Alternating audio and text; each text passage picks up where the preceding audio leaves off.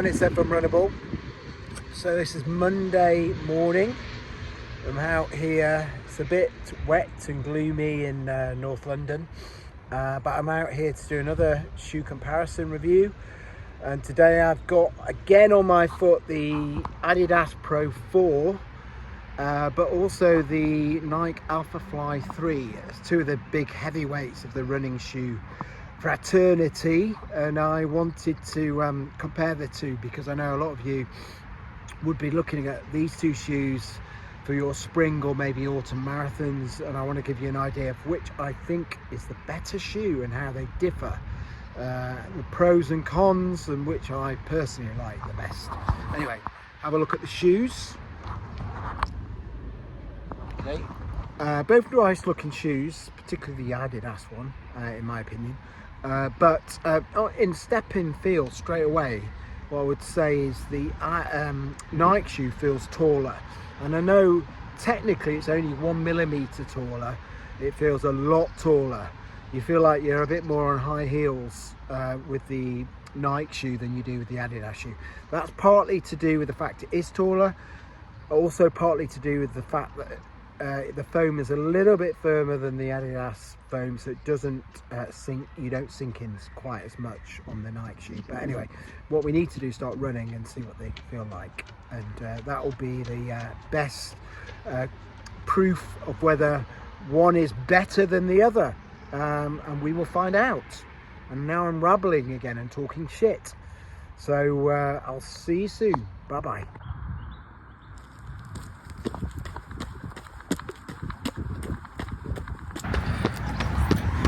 Okay, so some early observations in both shoes. So, like I said in the intro, definitely the Nike shoe feels like the higher stack of the two, and you definitely feel the drop more in that shoe. It's got an 8mm drop, and it feels around about that, whereas the Adidas shoe actually is a 6mm drop, but actually it probably doesn't even feel like a 6mm drop because of how soft the foam is. The other thing straight off the bat, as I always say, is the noise the Alphafly makes is bloody annoying. So slappy and annoying, whereas the Adidas shoe is a lot quieter and softer and more of a pitter-patter noise than a slap. Okay.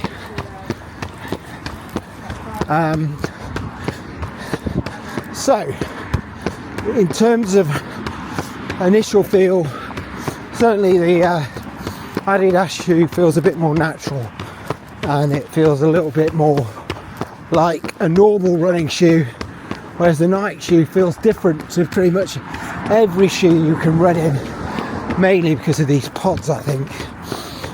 Right, let's go up the hill. Okay, so both pretty good, but I do feel the lightness of the Adidas shoe in particular on my right hand side. Yeah, definitely a lighter shoe. We'll do a proper review where we'll get the full stats, but feels a lighter shoe, and that felt slightly better going up the hill with the Adidas shoe. So if you've got hilly races coming up, I think definitely a positive there for the Pro 4s over the Alphaflys 3s. Right.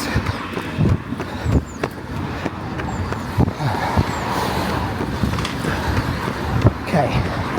Right, I'm up the top of the hill now. It's a wet ground, and we'll be going down the hill very shortly, so we'll get to test out the traction of these shoes, how stable they feel as well.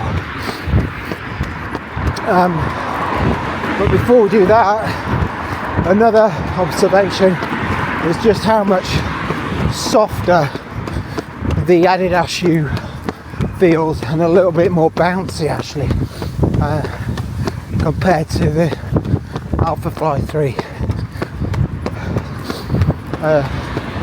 The Alphafly 3, I feel, is I'm engaging those pods because I land on the forefoot, and I feel like it's more of a harder impact than the foam and the rods that I'm getting from the Adidas shoe. Right, down the hill. Okay.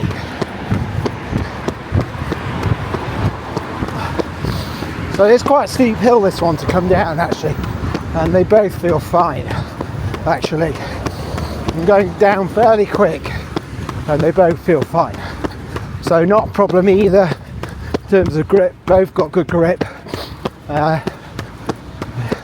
Hard to pick them apart actually, but both pretty good there. Right, I'm down the hill now, and now we're going to put them through their paces. Let's see what speed these shoes can do. Come on, Ed. Let's go. Whoa, that's good. So, Adidas shoe feels lightning fast, and the Nike shoe feels so much better when you pick up the pace as well, right? So much better for going fast than slow. Yeah. Both really quick shoes actually, you can tell that. I'm gonna go sprint to this hill and then that's it, but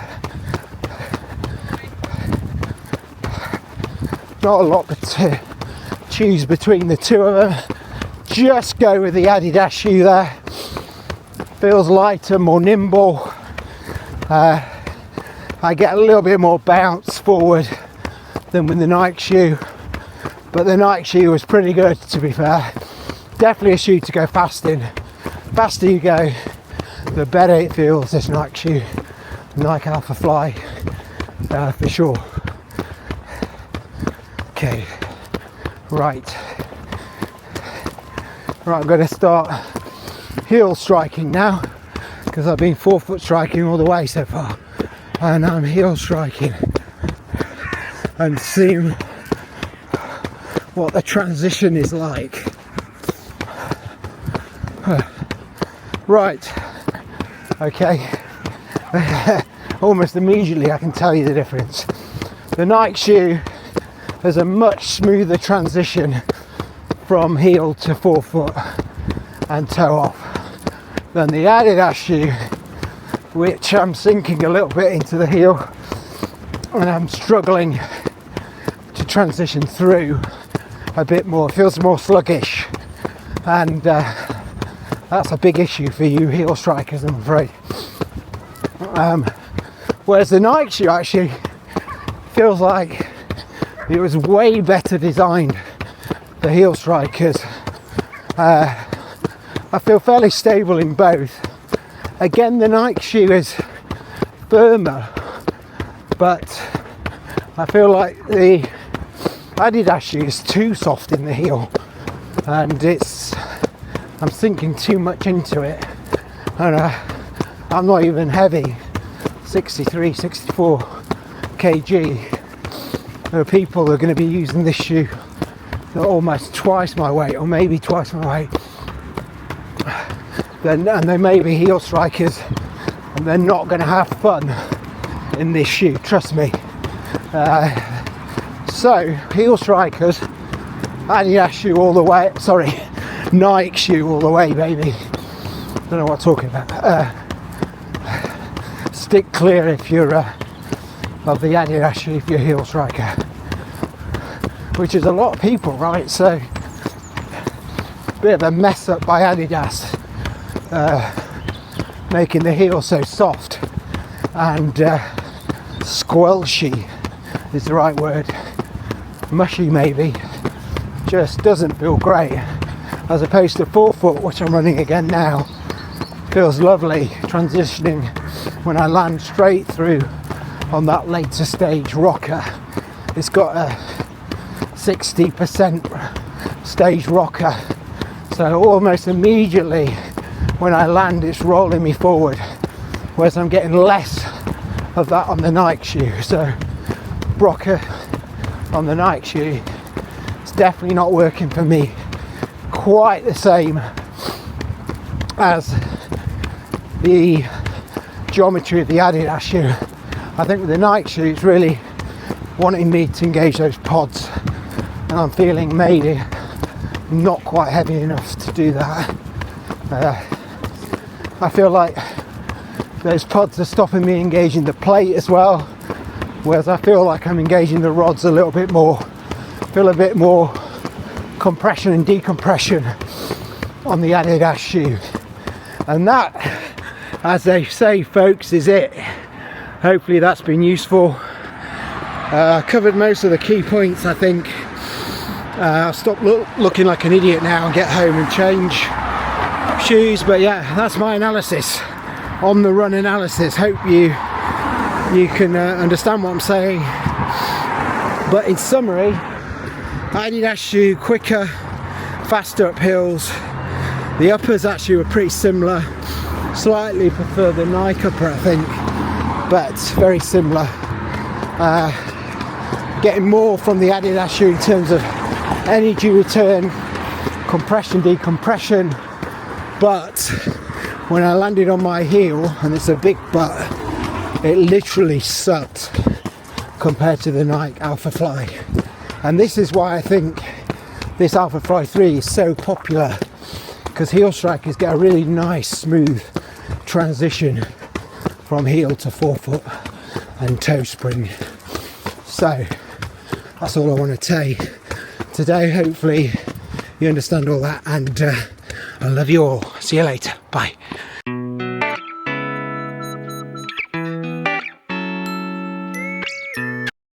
Hi everyone, it's Ed from Runnable, and this is my comparison review of the Adidas Pro 4 and the Nike Alphafly 3. So both of these shoes I've raced in recently. I did 5k and a half marathon in the Adidas shoe, and in the Nike Alphafly I did a 10k not long ago, and also just did a park run literally this Saturday, my local park run. So I have a good idea around these shoes, which I think are the best shoes for you to purchase, which one I think is the best. So in this review, I'll be going through some key stats around these shoes. I'll be telling you which I feel is better in the various categories. We'll be scoring them, and then at the end I'll give you some idea which I think is the best shoe for you to purchase based on a few caveats.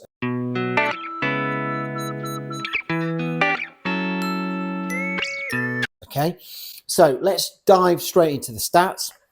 So with the Adidas Pro 4, you've got a very light shoe at 204 grams. The only really lighter shoes are the A6 Metaspeed Sky and Edge Paris, and also obviously the Evo, and some of the Chinese shoes brands that we've got, like the 361 Degrees Miro, which I own. But this is up there with the lightest of all the super racing shoes. It's got a stack height of 39 millimeters in the heel, 33 in the forefoot, giving a 6 millimeter drop. And all in all, you know, it's a really nice kind of fit and a good lockdown in this shoe. With the Nike shoe, you've got a slightly heavier shoe. So this comes in at 224 grams, so 20 grams heavier. It's still a light shoe, but still it feels a little bit more substantial on your feet. You've got slightly higher stack in the heel at 40 millimeters, and you've got this 8 millimeter drop, meaning that you've actually got 32 millimeters in the forefoot, slightly less than the Adidas shoe. Again, it's a really nice lightweight design, a really, really nice fitting shoe.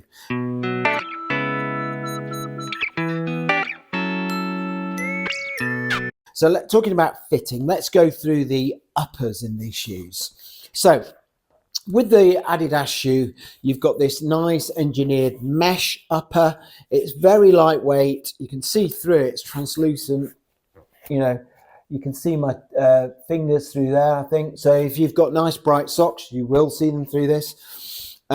You've got on the tip of the shoe here, you've got a reinforcement, which is slightly rougher and harder to the touch. But the rest of the upper is quite nice and breathable and light, so it expands with your foot. You have a decent tongue with you can see like a tongue pillow here to cinch the laces down. Ideally, that pillow would be a little bit higher up, so you could really cinch them as you do a runner's knot in this shoe. It's got a very lightweight tongue, does its job. I don't get any lace bite. Talking of laces, not very good laces, very stringy, feels kind of cheap, to be honest with you. But as with all Adidas shoes, they seem to not care too much about lacing. But yeah, ideally, if they change these for the more ridged laces, you'll see in a minute on the Alphafly, I think that would be a really nice little touch from Adidas. In terms of the heel area, you've got minimal padding in the heel around the collar. You've got a very loose heel counter, so those with Achilles issues, you shouldn't have any issues with this. You know, if you're used to like the harder ones, counters rubbing your heel and Achilles, this feels very nice on around your heel area, keeps your ankle nice and locked in. I had no heel slippage in the shoe whatsoever. So all in all, I think fantastic upper. I would give this upper actually a 4.5 out of 5. The only reason I mark it mark down is because of this area here. It tapers in quite dramatically, and because it's a rougher toe cap here, you get some aggravation in your toes, so you need to think, like I said earlier, about sizing with this upper. But other than that, and other than the laces, superb upper. So upper on the Alphafly. Now where do you start, right? It's a booty knit fit, so it's all in one. You have this amazing kind of breathable material, string together material here. Again, translucent. You can see your transparent. You can see your hands through there, or socks, or whatever.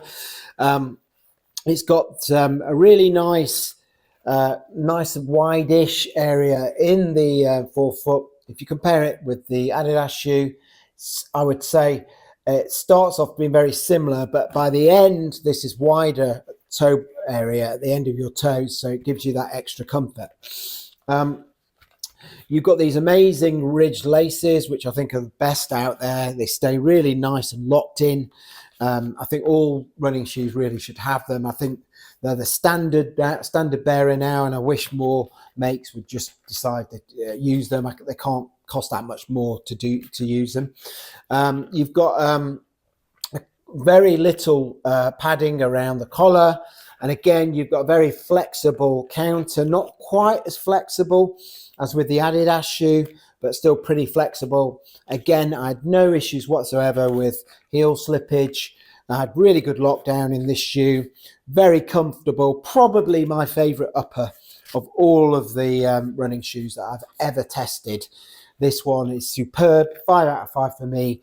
Without doubt, one of the most breathable, comfortable, well-working uppers out there on the market, and not many people I think would have any issues with this.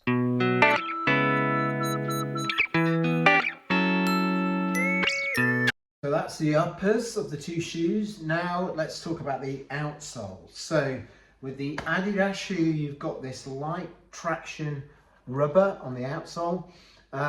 This is a really nice grippy compound of rubber. I've used this on a very slippy half marathon at Victoria Park recently. Very frosty ground, and it gripped incredibly well. You can see it's still got a strip of the continental rubber. Got no idea why they left that.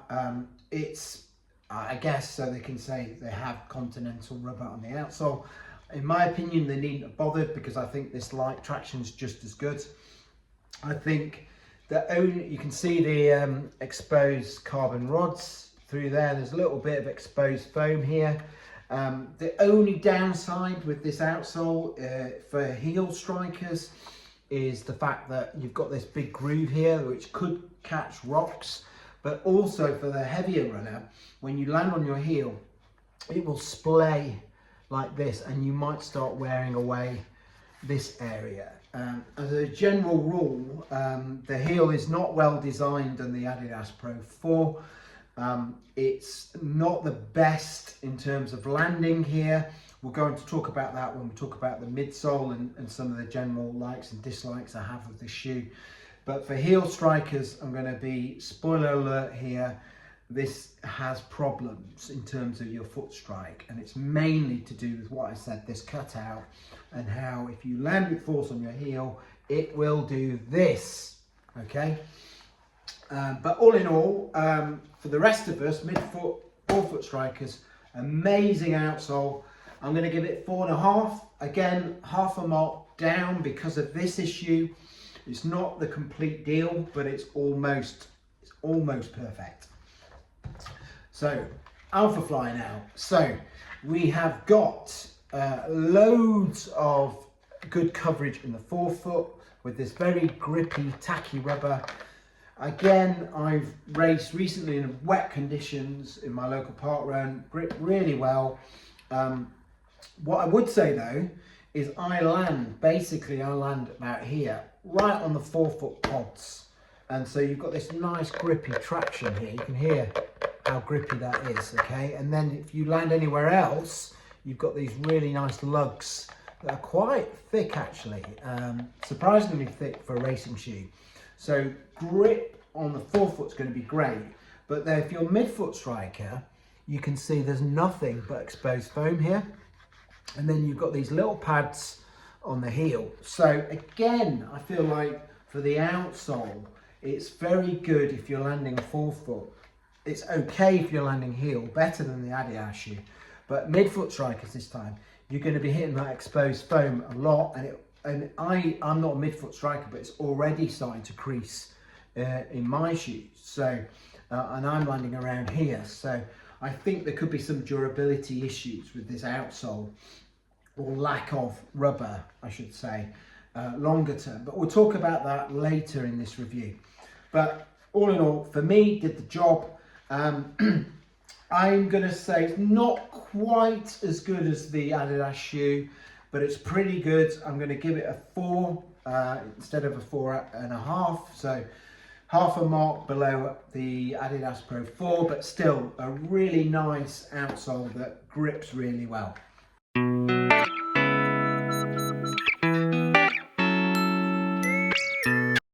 Okay, now let's talk about midsoles, okay, and this is where it gets very interesting.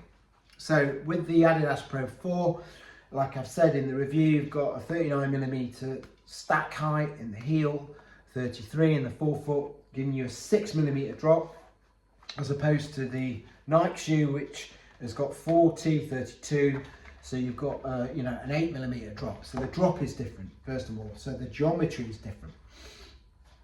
With the Adidas shoe, you've got a little bit more foam under the forefoot. For me, personally, that's what I like to land about here. And this foam is a very soft, responsive, bouncy foam that compresses and decompresses quite quickly, so you get a nice energy return from this shoe. It's also got a really nice pronounced rocker, as you can see here. So in terms of actually when you land, either if you're landing on forefoot and then onto the midfoot and then onto the forefoot, you get a nice rock through. Roll through, I should say. I land here, so straight away I'm rolling through, and I'm getting a nice toe spring because this foam is soft. I'm getting a nice toe spring. I'm engaging those carbon rods that you can see there, and getting a spring forward. So for me, I absolutely love this midsole. I love the geometry, I love the rocker, I love the foam, I love how soft and compliant it is, but at the same time, what energy return it gives me, the compression and quick decompression and the move forward through the rocker and the toe spring. For me, it's almost a perfect midsole, and it works. But, and there's always a but with these shoes, for heel strikers, as I mentioned, you're going to get a rather sloppy kind of strike with the heel, where potentially if you're heavy, this is going to splay and it's going to suck the ground, and it's going to literally suck. You're going to feel like it's it's holding you back a bit, and the transition from heel through to your forefoot is going to be a bit sticky, to say the least. So again, this is not for everyone. It's a lovely, nice, soft compound. It's a TPEE rather than the original Lightstrike Pro. This is now a new compound of TPEE. It's a really lovely, soft and bouncy foam, but it has its issues because of the design and because of this cutout. So those that are heel strikers, just be warned, you get a completely different experience if you're a heel striker and a heavier runner than I do, being a forefoot striker and a lighter runner. I'm for those that don't know, I'm around about 63, 64 kg, to give you some idea of my weight. So I'm going to be landing with far less force than someone who's like 6'4" and 14 stone, right? So that, you should bear that in mind. But for me, I love this midsole. I love the geometry. I'm going to give this 4.5 out of 5. Again, I'm going to mark this down half a mark because of this, for you heel strikers, just so that you're aware. So for the Nike Alphafly 3, you've got this massive slab of Zoom X. So as I said, this is an 8mm drop. Okay, so it's a bigger drop from heel to forefoot. You've also got the pods, and rather than rods, you've got the fly plate that you can see through here, right? So again, the feeling is far nicer when you land on your heel here. It's quite a nice smooth transition through heel to forefoot. If you compare this to version 1 of the Alphafly and version 2, there was this massive cutaway around here, and it felt like two different parts of the shoe that were disconnected. Now it's all one. It feels very connected, and you get a lovely smooth transition if you land on your heel on the bevel here and roll through to the forefoot. So you can literally land anywhere in this shoe and it's going to feel good.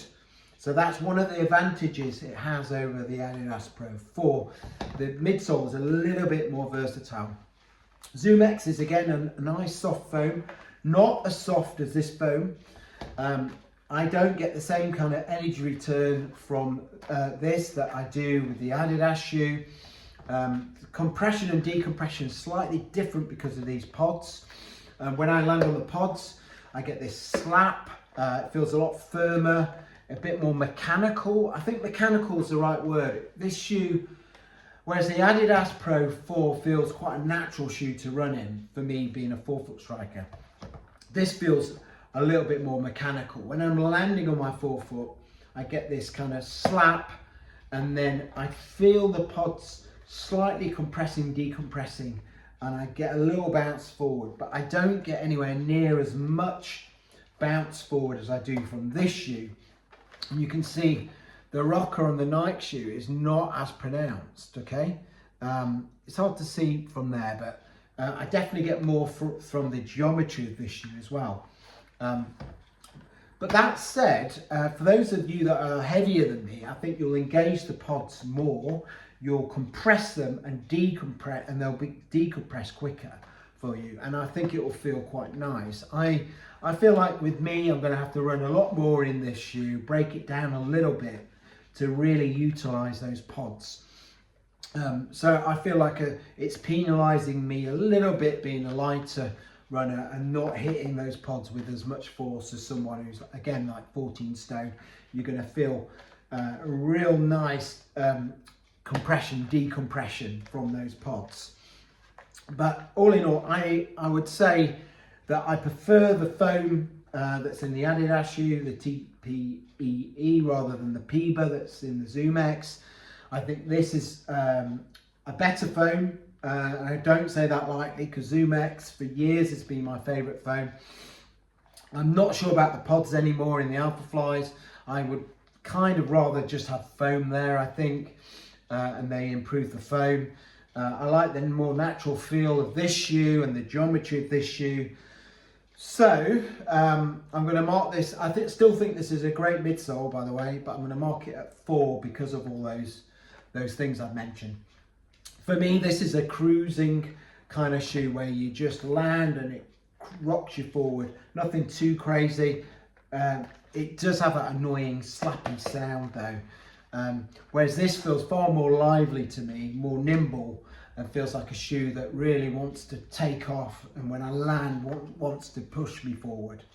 And I think for me, I like those soft, bouncy, fun shoes like this yellow, and so because I like that, you know, the Adidas shoe on the midsole definitely just gets it ahead of the Nike shoe.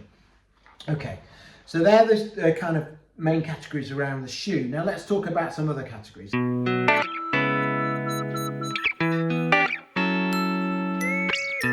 So price, again, the Adidas shoe, hands down winner here, £220 versus 285, or is it 89? I can't remember. That's a massive difference. You know, it's at least £60, if not 65, if not more than that, which is huge, right? I've got no idea why I would pay that much more for this shoe than I would this shoe. Okay, this is a more substantial shoe, right? You're getting a lot more technology, I guess, in this shoe because of the pods. So you're paying a little bit for that, but I don't think you should be paying over £60 more for this.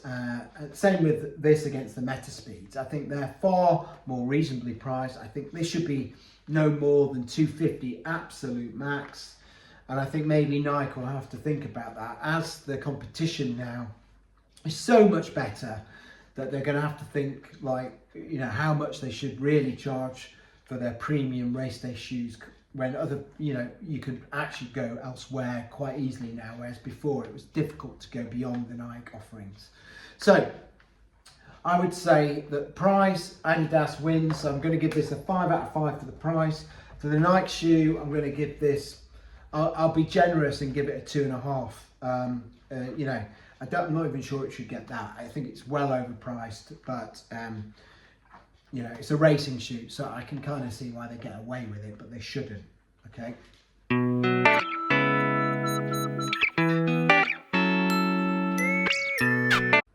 Right, stability now. It's a kind of interesting one, this. So if you look at some of the stability features of the shoes, so with the Adidas shoe, there really isn't that much in way of stability. You have a wide forefoot base here, and this area is actually quite wide. It tapers in towards the end, so you've got a decent base to land on. But as we've already said, this laying on your heel, even though the heel isn't too bad in terms of size, you can see, compare it to the Nike, that, you know, it's a little bit narrower, but it's not that much narrower, right? But the problem is with the heel is the splaying, and that means you're going to rock side to side a little bit with this soft foam. So you've got that issue as well. You do have, if you're somebody who pronates a bit, you do have on the medial side, you do have this, you can see it there, this sole flare. So that's going to help with people who rock inwards when they land. It's going to give you that extra support. So that's a nice touch by Adidas.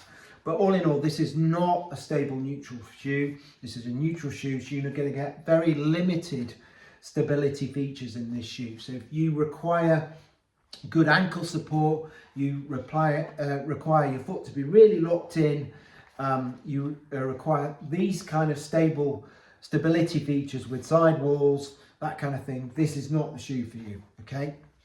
The Nike offering though is a little bit better. Okay, so you've got a little bit of a sole flare you see on the medial side. So again, for those who pronate, it's going to be slightly better.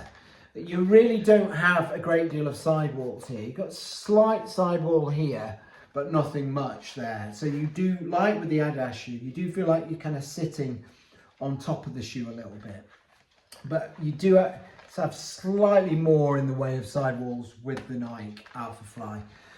What you do have though is quite a really nice base here to land on, and the heel's more substantial. It flares outwards, as you can see here, right? And so you can't really see it from there because of this this bit of foam that disguises it, but you do have a nice flaring of the sole here that gives you a nice substantial base to land on your heel. So this shoe is going to be a lot more supportive if you're a heel striker. So all in all, I'm going to say that the Nike shoe is a little bit more stable, and over the course of a marathon, I think those features that I just talked about, slight sidewalls, the wider base in the heel, and again the sole flare are going to do you slightly more, give you slightly more benefit in the Nike Alphafly 3 than you are going to get with the Adidas shoe. It feels a bit more substantial, full stop, a bit more supportive around the ankles. So I would give this one 4 out of 5 for stability. With the Adidas shoe, it's not by any means, it's not terrible, but compared to the Nike, I'm going to give this 3.5 out of 5. Okay, so that's stability.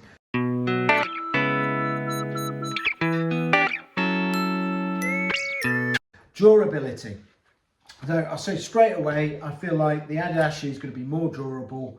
The reason being, the outsole coverage is far better. This rubber, I think, is very durable. It covers most of the key areas. The only area that I would worry about is this area here. For heavier runners, that's going to maybe wear away because of this splaying. But I think it's just going to be a far more durable shoe, full stop. Even though the foam is softer, I think it's a better bet, to keep in good nick compared to the Nike shoe, which has all this exposed foam. I've heard lots of stories of people ripping these little pods off. The creasing's already, you can see, it's already started to crease this Zoom X. I know this often happens with Zoom X, so shouldn't get carried away with the creasing so much in this shoe. But I just feel like because of those things, the Adidas shoe is going to be more durable over the lifetime of the shoe. So I'm going to give this, in terms of durability, I'm going to mark this at 3.5 out of 5. I'm going to mark this at 3 out of 5. Okay.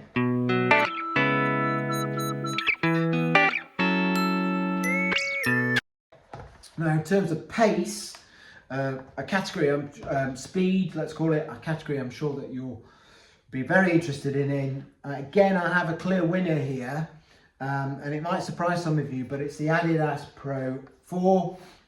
I feel this is gives me more energy return. It's a far more nimble shoe.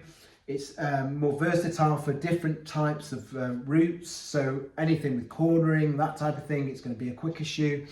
I've run 5Ks in both of these shoes recently on the same park run. Very similar races where I kind of led from the front in both shoes. And in this shoe, I recorded a time of 17:27, I think it was. In this shoe, I recorded a time of 17:44. I would argue that's where it kind of lies with these shoes. This over 5K is a bit more of a speed demon than this shoe. I think when we get up to 10K, I would slightly go with the Adidas shoe. Half marathon, it's a toss-up actually. I still think half marathon, I would say Adidas shoe, and then maybe marathon, it's a very close call between these two shoes. But, in terms of raw speed, over 5K, this has already proven to me that this is the quickest shoe. I think part of that is the energy return. Part of that is I feel like I engage those rods more than I do the plate in this shoe. I prefer landing with this forefoot rocker that you can see here and rolling forward, as opposed to this shoe where I have less of a rocker. And also I like the landing on the foam and the responsiveness, the compression and decompression of the foam compared to these pods. I do appreciate though, for people who are heel strikers, you may find this a quicker shoe because of the suction that I mentioned before, and also the heavier runners of you that engage these pods more than I do, you might get a better compression and decompression that will spring you forward more than I get. And maybe over time, when this foam wears a little bit around the pods, I'll get that as well. But for now, the clear winner for me in terms of speed is the Adidas Pro 4. I'm going to give this 5 out of 5, and the Alphafly is a fast shoe. There's no doubt this is a fast shoe. I'm going to give this 4.5 out of 5.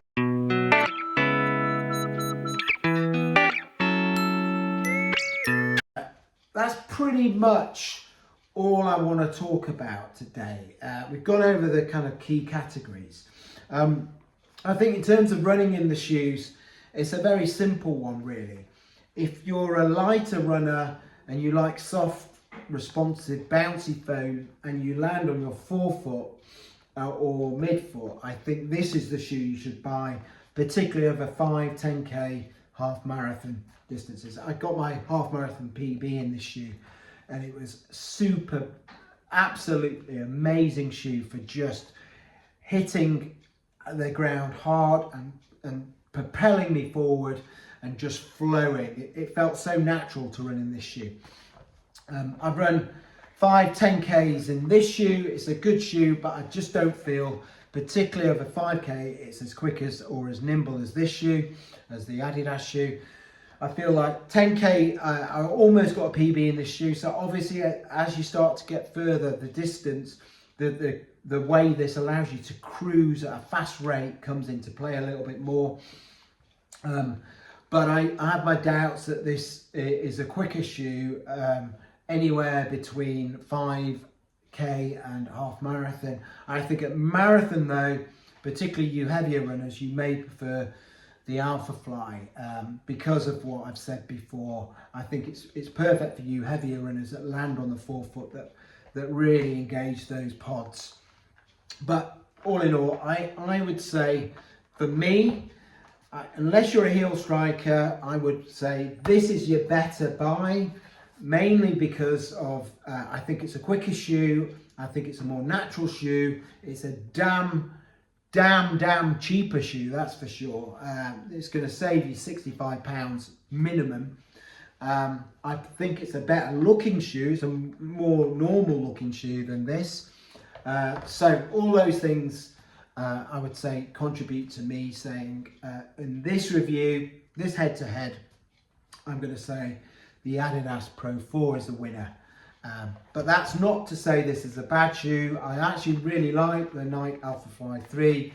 I think for heavier runners, those that engage the pods a bit more than I do, or heel strikers, this could well be your better bet, particularly over that marathon distance where you're going to need the extra stability that this shoe gives you. So that's all I want to say today. But the winner, clear winner for me, is the Adidas Pro 4, which is pretty much my favourite shoe at the moment, along with maybe the Cielo X1, and the Cielo X2 is coming out soon, so I can't wait for that either. I love you all. Thanks for listening to me today. Hopefully I haven't rabbled too much. Hope you found that useful. In the comments, let me know if you've tried these two shoes, what you think of the Alphafly.